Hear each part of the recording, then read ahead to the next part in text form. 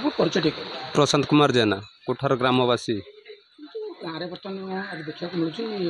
tubewell मान बर्तमान bleaching पका कौन कह हईजा आसबार बर्तमान अंगनवाड़ी आशा दीदी कई भी आसी ना हूँ बर्तमान आम कोठार पंचायत आमर जो कर्मचारी अच्छा ट्यूबवेल जो ये कर सी ब्लीचिंग पाउडर पकाउं बर्तमान ऐसा महामारी आसी बर्तमान ब्लीचिंग पाउडर पका जाऊँगी आगुरी केवे ही पका जाते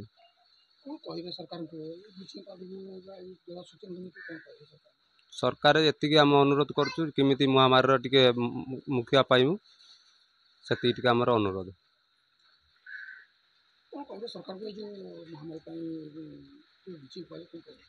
आम सरकार को ये अनुरोध करुँ आम ब्लीचिंग पाउडर जो महामारी आसी पड़ू ये जदि प्रत्येक मासर 3-4 थर लेखा पड़ता आम टे रखा पातु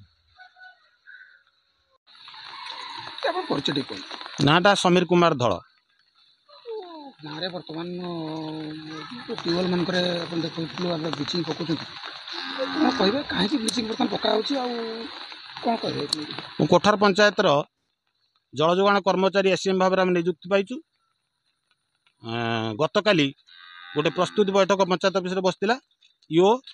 आमर जीआरएस सरपंच एवं समस्त सरकारी कर्मचारी नहीं काली जो बैठक बसला से बैठक में आमको निर्देश दिया जे समस्त नलकूप एवं कोठार पंचायत दुईटी जो वसुधा योजना अच्छी वसुधा योजना ब्लीचिंग पकई जलटी विशोधन कले कोठार पंचायत जपरी लोक मानू ये जो महामारी व्यापी आक्रमण नहे से आम प्रस्तुति बैठक योगदान दे आम बर्तमान आरंभ कर दुईटा वसुधा योजना ब्लीचिंग पकई सारी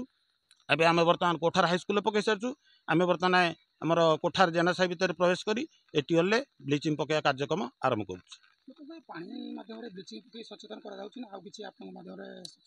ना आम जो डिपार्टमेंट अच्छु आमको जल किपर विशोधन कराए लोक मैंने भल जल पा पी पारे लोक मानक जल द्वारा जमी व्यापक